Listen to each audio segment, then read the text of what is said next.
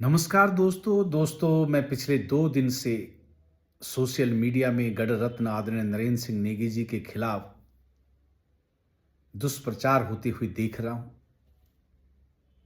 और वो दुष्प्रचार उनके आज तक में एक इंटरव्यू के दौरान एक छोटी सी क्लिप दिखा करके ये सिद्ध करने की कोशिश की जा रही है कि नेगी जी ने कहा कि ये इस आंदोलन में अब राजनीति हो रही है। प्रेमचंद अग्रवाल ने माफ़ी मांग ली, अब ये आंदोलन नहीं होना चाहिए। जबकि जिस किसी ने भी उनका पूरा इंटरव्यू देखा हो तो उस पूरे इंटरव्यू में जिस तरह से उन्होंने पहाड़ की अस्मिता को लेकर के, पहाड़ के स्वाभिमान को लेकर के, पहाड़ी राज्य शहीदों की परिकल्पना थी राज्य के बारे में, उन्होंने बहुत विस्तार से बताया। और उन्होंने कभी आंदोलनकारियों से नहीं कहा कि अब आंदोलन मत करिए।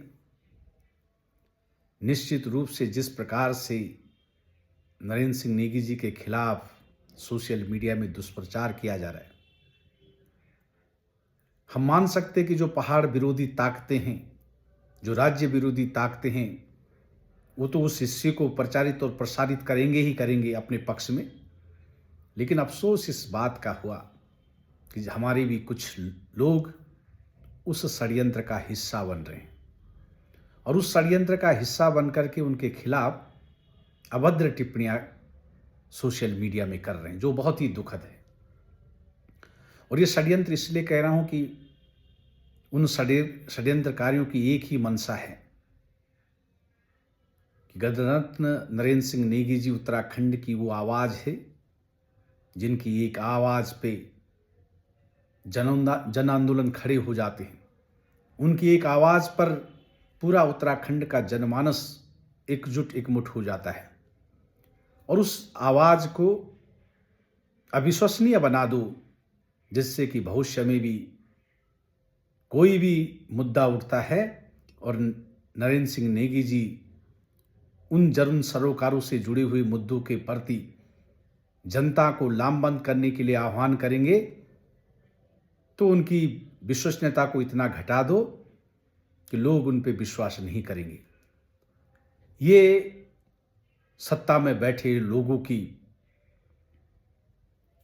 परिणति है, सत्ता में बैठे हुए लोगों का षड्यंत्र है।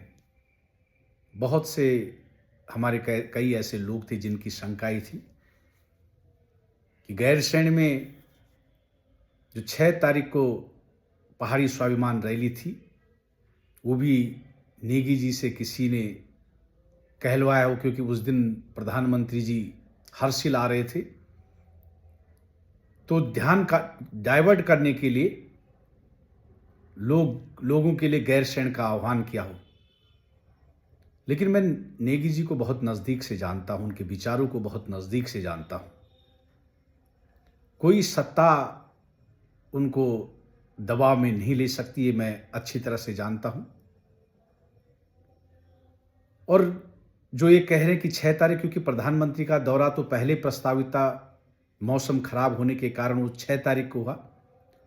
लेकिन जो गैरसैंण में पहाड़ी स्वाभिमान रैली थी, वो स्थानीय लोगों ने की थी और स्थानीय लोगों ने वो 6 तारीख को पहले ही निर्धारित कर दी थी। उस समय प्रधानमंत्री का 6 तारीख का दौरा प्रस्तावित भी नहीं था, क्योंकि वो पहले जो दौरा था वो खराब मौसम के कारण टल गया था। और जो वहाँ के स्थानीय गैरसैंण क्षेत्र के स्थानीय लोग थे, उन्होंने नेगी जी से आग्रह किया कि नेगी जी, आप उत्तराखंड की एक बुलंद आवाज़ हैं। प्रेमचंद अग्रवाल की बर्खास्तगी की मांग को लेकर के हम, जो उत्तराखंड की जीवात्मा है गैरसैंण में, उसका एक मैसेज जाएगा पूरे उत्तराखंड में। आप एक आह्वान कर देंगे तो निश्चित रूप से, अगर आप आह्वान करेंगे तो वहां हजारों की भीड़ जुट सकती है। नेगी जी चूंकि प्रेमचंद अग्रवाल के बयान से आहत थे और उन्होंने बड़ी सरलता के साथ लोगों को आह्वान कर दिया था। उन्होंने पहले ही बता दिया था उनको कि मेरी तबीयत खराब है, मैं गैरसैंण नहीं आ सकता। लेकिन लोगों उसको आह्वान कर दिया था कि आप अपने स्वाभिमान, अपनी अस्मिता के बचाने के लिए उस प्रदर्शन में जरूर शामिल हो। कई लोगों ने जब बिरजू मयाल धरना पे बैठा था और उस पर भी कहा कि ये इसमें भी नेगी जी किसी षड्यंत्र का हिस्सा बने हैं और उसका जो अनशन उन्होंने खत्म करने की दूध पिला करके अनशन खत्म करवाया, वो भी एक साजिश का हिस्सा था। उसमें भी शासन प्रशासन ने ही नेगी जी को वहां भेजा था। साथियों, ये बिल्कुल झूठ बात है, क्योंकि नेगी जी बहुत सरल हृदय के व्यक्ति हैं। मेरी कुछ लोगों से उस समय भी बात हुई और उन्होंने कहा था कि बिरजू मयाल ने एक बात रखी थी कि सब लोगों ने बिरजू मयाल से बात की कि 58 घंटे हो गए, अपना अनशन खत्म कर दो। रामनगर से उसके दोस्त और भारतीय जनता पार्टी के मंडल अध्यक्ष कोई जोशी व्यक्ति नाम करके भी वहाँ आए थे, जो चेयरमैन का चुनाव लड़े थे। वो बिरजू मयाल की समय समय पर मदद भी करता था, लेकिन बिरजू मयाल ने उसकी बात की भी अनदेखी कर दी और एक ही शर्त रखी कि अगर नेगी जी मुझे दूध पिलाते हैं तो मैं अनशन तोड़ने को मैं तैयार हो जाता हूं। तो लोगों ने जो वहां पे बैठे हुए थे उन्होंने जो नेगी जी से संपर्क किया और स्पष्ट रूप से नेगी जी ने पहले मना किया। उन्होंने कहा भी मेरा स्वास्थ्य ठीक नहीं है, मैं रात के 10 बजे तुम मुझे कह रहे हो कि अनशन खत्म कराओ, मैं नहीं आ सकता। ऐसा करते हैं कि सुबह आ जाऊंगा। अपना जैसे स्वाभाविक व्यक्तित्व था उनका, किसी लाग लपेट करके, किसी ये सोच करके। तो उन्हीं लोगों ने कहा कि साहब 58 घंटे हो गए, उसको चक्कर भी आने लगे और सुबह तक उसकी कहीं और ज़्यादा तबीयत खराब ना हो जाए। तो नेगी जी एक सरल मन, जैसे कहते कि सज्जन व्यक्ति, एक मानवीय दृष्टिकोण अपनाते हुए वो घर से उन लोगों के साथ वहां पहुंचे, धरना स्थल पर पहुंचे और उसकी जान बचाने के लिए एक मानवता के नाते उसका अनशन तुड़वाया था। इस पे भी लोगों को राजनीति दिखी, जो कि बहुत ही अफसोसजनक है। उसके बाद जिस तरह से पिछले 2 दिनों से सोशल मीडिया में उनके खिलाफ एक अभियान चलाया जा रहा है, वो बहुत ही दुखद है और निश्चित रूप से वो पहाड़ की उस बुलंद आवाज की विश्वसनीयता पे प्रश्न चिन्ह लगाना चाहते हैं और उसमें बहुत बड़ी ताकतें हैं। और जाने अनजाने में हमारे लोग भी गलत कमेंट्स कर रहे हैं, लेकिन मैं नेगी जी से निवेदन करना चाहता हूं इस वीडियो के माध्यम से कि नेगी जी, आपने अपना पूरा जीवन उत्तराखंड की लोक संस्कृति की संरक्षण और संवर्धन के लिए लगाया।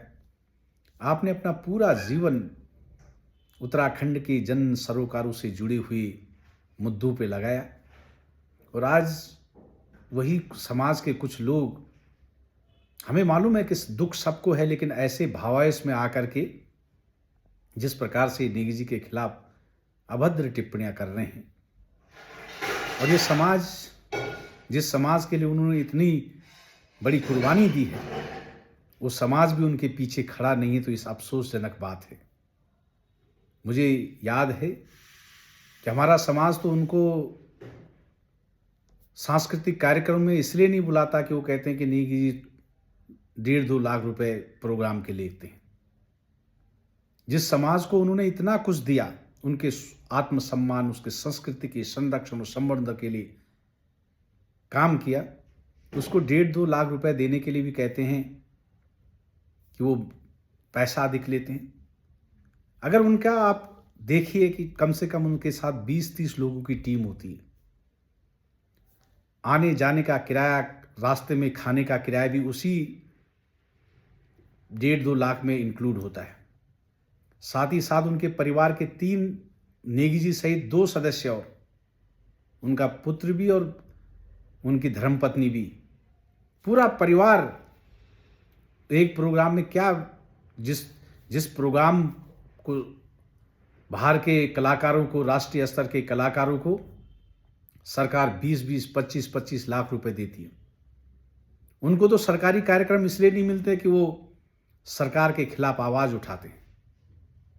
और इतिहास इस बात का गवाह है, कहने की आवश्यकता नहीं कि जब पृथक उत्तराखंड राज्य आंदोलन चल रहा था, उस समय कितना क्रूर शासक था, क्रूर शासन था। खटीमा, मसूरी, मुजफ्फरनगर जैसे बीभत्स कांड उस कार्यकाल के दौरान हुई। अखबारों के खिलाफ, अमर उजाला और दैनिक जागरण के खिलाफ उसी शासन काल के दौरान हल्ला बोल कार्यक्रम चला। उसी समय से लोगों ने सोचा कि यह हल्ला बोल कार्यक्रम, क्योंकि दैनिक जागरण और अमर उजाला ने पर्वतवासों की जो उत्तराखंड के जन आंदोलन में शामिल थे, पृथक राज्य आंदोलन की, उनकी कवरेज करनी शुरू की थी। तो उन्होंने उन्हीं अखबारों के खिलाफ हल्ला बोला। और नेगी जी वो शख्सियत थी, सरकारी कर्मचारी होते हुए उन्होंने जनगीत लिखे थे और उनकी जनगीतों से ही उत्तराखंड आंदोलन के अंदर स्फूर्ति पैदा हुई। उन्होंने केवल जनगीत ही नहीं लिखे, शाम को, रात को वो रैलियों में भी निकलते थे। जिस व्यक्ति का इतना अपनी नौकरी को दांव पे लगा करके उत्तराखंड राज्य आंदोलन के लिए जनगीत लिखे हों, चाहे टिहरी डैम बनते समय उन्होंने टिहरी डूबने लगे जो बेटा, इस तरह का गाना गा करके लोगों की संवेदनाओं को उकेरा था। और चाहे नरेंद्र तिवारी के शासनकाल के दौरान जब उनको लगा कि कुछ अनियमितता हो रही है, राज्य कुछ गलत अनियमितताएं हो रही हैं, तो उन्होंने नौछमी नारायण निकाला। चाहे निशंक जी के समय पर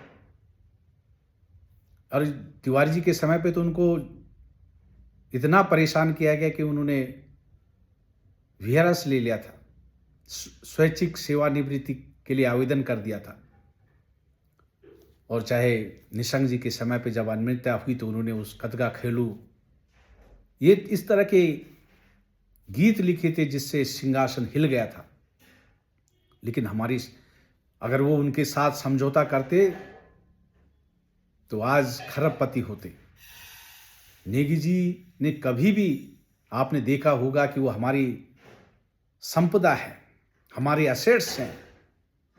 उन्होंने कभी सरकार से ये नहीं कहा कि मुझे ये ज़मीन, मैं यहाँ पे कृषि संगीत महाविद्यालय खोलना चाहता हूँ। कौन सरकार थी जो उनको संगीत विद्यालय महाविद्यालय खोलने के लिए ज़मीन नहीं देती? लेकिन उन्होंने कभी इस तरह की डिमांड सरकार के सामने नहीं रखी कि मुझ पर कोई आरोप न लगे कि मैंने सरकारी ज़मीन किसी संगीत अपने संस्था के लिए। जबकि तिवारी जी के सभी मुख्यमंत्रियों के कार्यकाल में सरकारी ज़मीनों की बंदरबाट हुई, वो उस समय नहीं डिगे। और जो ये लोग कह रहे हैं कि पद्मश्री के लिए किया, उनको मालूम नहीं कि पद्मश्री से भी बड़ा सम्मान उनका अपना सम्मान है। लेकिन नेगी जी, आप जिस समाज के लिए आपने अपना सर्वोच्च त्याग दिया, जिस समाज के संरक्षण और संवर्धन के लिए आपने शासन प्रशासन से बैर मोल लिया, यह आज चाहे 24 तारीख का भू कानून और मूल निवास के संबंध में उस सरकार की चूल्हे हिलाने के लिए काफ़ी था। वो क्या सरकार के खिलाफ आंदोलन नहीं था? क्या गैरसैंण में जो उन्होंने आह्वान किया था वो सरकार के खिलाफ नहीं था? या चाहे उन्होंने हर किसी के कार्यकाल में सत्ताधीशों को आईना दिखाने के लिए गीत लिखे थे, क्या उनके विरोध में नहीं थे? और आज लोग कह रहे हैं कि उन्होंने सरेंडर कर दिया। लोग कह रहे हैं कि ये अवार्ड लेने के लिए उन्होंने इस तरह का बयान दिया। मुझे उस समय बड़ा दुख होता है। मैं सब कुछ, एक बात पूरी तरह से मैं विश्वास के साथ कह सकता हूं कि आदरणीय नरेंद्र सिंह नेगी जी किसी लालच में, किसी दबाव में नहीं आ सकते। हाँ, ये हो सकता है कि एक स्वाभाविक प्रतिक्रिया उनकी अपनी रही हो, लेकिन उसमें कहीं लालच, कहीं स्वार्थ, कहीं भी दबाव, इस तरह की कोई बात नहीं रहेगी। और नेगी जी, ये लोग तो भावेश में वो लोग कर रहे हैं जो प्रेमचंद अग्रवाल के खिलाफ किसी भी रैली में शामिल नहीं हुए, आज उस फेसबुक पे आप पे टिप्पणियां कर रहे हैं। और नेगी जी, हमारा समाज आपका हमेशा ऋणी रहेगा, लेकिन हमारा समाज इतना थैंकलेस समाज है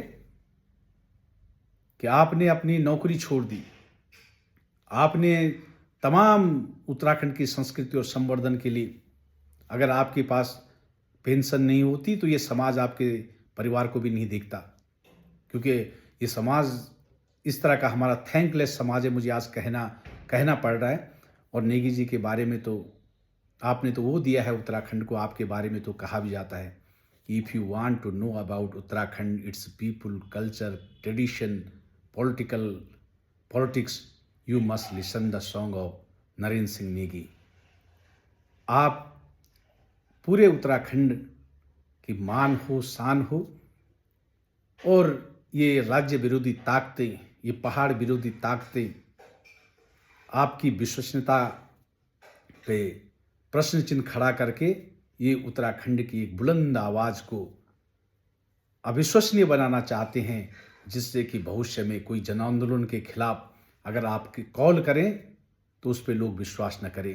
लेकिन हमें पूर्ण विश्वास है कि उत्तराखंड में कई ऐसे लोग हैं अभी भी जो दिल से मानते हैं कि आप हमेशा उत्तराखंड की जन सरोकारों से जुड़े हुए मुद्दों पर अपनी आवाज़ बुलंद करते रहें। समाज कुछ भी कहे, समाज के कुछ तत्व कुछ भी कहें, लेकिन आप अभी तक आप जिम्मेदारी निभाते रहें, वो जिम्मेदारी भी भविष्य में निभाते रहेंगे। जय भारत, जय उत्तराखंड।